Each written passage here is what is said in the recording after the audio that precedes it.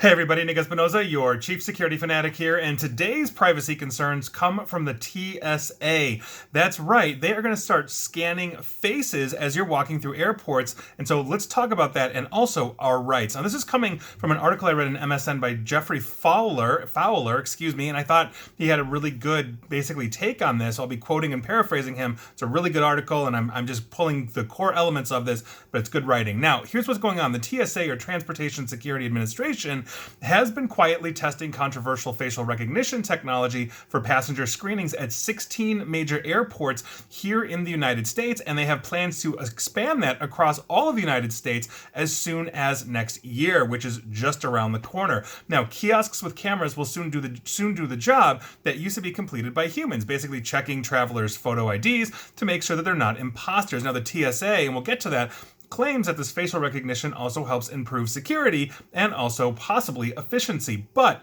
it is also bringing unproven technology with civil rights ramifications that we still just, quite frankly, don't understand. And that's almost a direct quote from Mr. Fowler directly. And I think that's a really good point. My third TED Talk was on something like this, where I talk about facial recognition and its inaccuracies, and here we are. So here's the nuts and bolts of essentially how this is going to break down and work as you are going through one of the many airports here in the United States.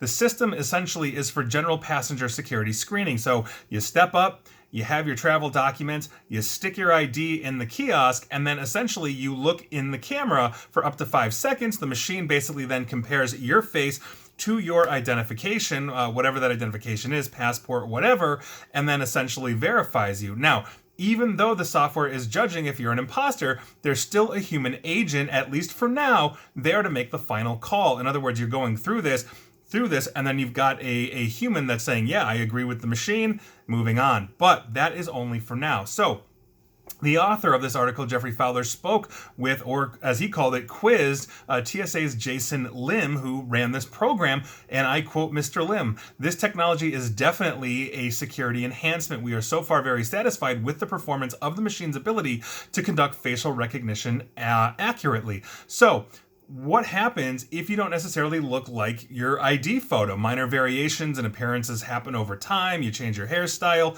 those kinds of things. You know, maybe you're in a bar fight and got a nice scar.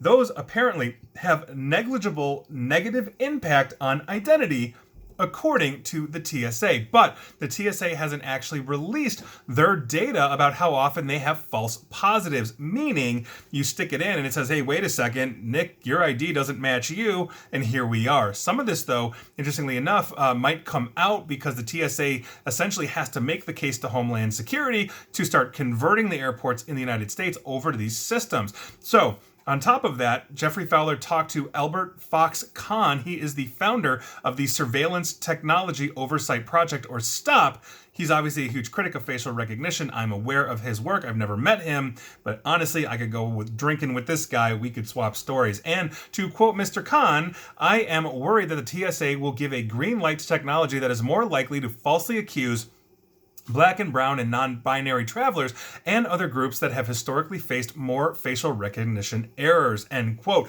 And that is exactly what I talked about in my third talk, basically saying, can facial recognition, can we basically combat prejudice, with technology? And I talk about facial recognition and how essentially we have a whole bunch of false positives. That's why the city of San Francisco and Oakland, for example, and some other places have now banned facial recognition technology. I've talked about that extensively before. Outside of the privacy implications, there has literally been people that have sat in jail for a year or more because they were falsely identified due to facial recognition technology. So that is a huge concern. The TSA, though, basically says that it doesn't use facial recognition for law enforcement purposes. It also says that it minimizes holding on to facial recognition data and isn't using the scans to build out a national database of face IDs. We'll see. To quote Lim, again, of the TSA, "The scanning and match is made and immediately overwritten at the travel document checker podium. We keep neither the live photo nor the photo of the ID. But But the TSA did acknowledge that there were cases in which it holds the data for up to 24 months so that its science and technology division can evaluate the system's effectiveness. This is exactly like, when Facebook says, oh, WhatsApp is totally end-to-end encrypted, and you think, oh my God, I've got total privacy as I'm messaging, me and whoever I'm messaging, and they're reading them, and they're launching artificial intelligence against it. This is a huge, huge problem. I'm not saying they're building a national photo ID database, but if you have a passport or a driver's license, the state's already got your information anyway. This is just another layer to that. But if they're not holding on to it, I'm a fan, but they just literally, their own statement went past their spokesperson. I mean, that's crazy. So with that, let's talk about the rights. As laid out in this article, which again, I thought was really good. You do not have to participate in this mess. You do not. You do not. And I think that Jeffrey Fowler, of the article's author, put it best, and I quote, "Whether you feel like you have a real choice is a separate question." Now, according, once again, to Lim of the TSA, and I quote, "None of this facial recognition technology is mandated. Those who do not feel comfortable will still have to present their ID, but they can tell the officer that they do not want their photo taken, and the officer will turn off the live camera.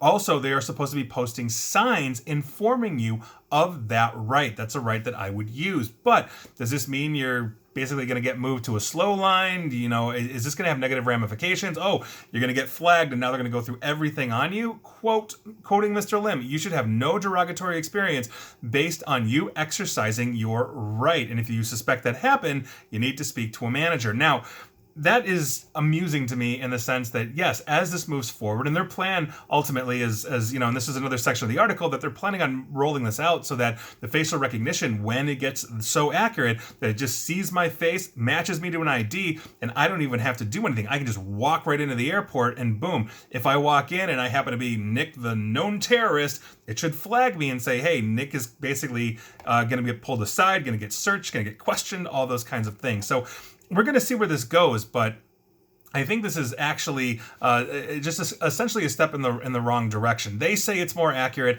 The facial recognition in AI is more accurate than the actual human TSA agent just looking at this. Now, interestingly enough, as I've traveled abroad, I have been through systems like this before. So my most recent trip outside the United States happened to be to Canada like a month or two ago, and I had to go through this where I basically have to slide my passport into the machine, and then the little camera adjusts and it takes my picture and all of that. But for domestic travel here in the United States, and I fly out of Chicago's O'Hare, and I'm flying to major airports around the globe, whether it's DC, or around the country, I should say, because we're talking about the country, whether it's DC, LA, New York, you name it. I've never really experienced this, and so we'll see. I have another speaking engagement a couple of weeks in Detroit. Maybe I'll see it in Detroit, but for now, I've never been asked or prompted for this, but understand your rights. You do not have to put your face in front of this camera and actually have that picture taken. They're supposed to turn it off and manually check you, and you should have no ramifications. You may not feel comfortable doing it, but that is your right. In the same way that if an officer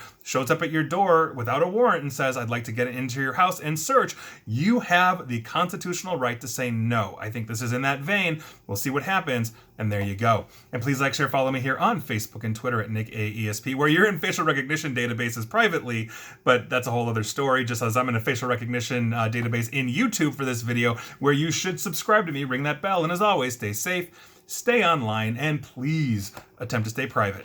Thanks, everybody.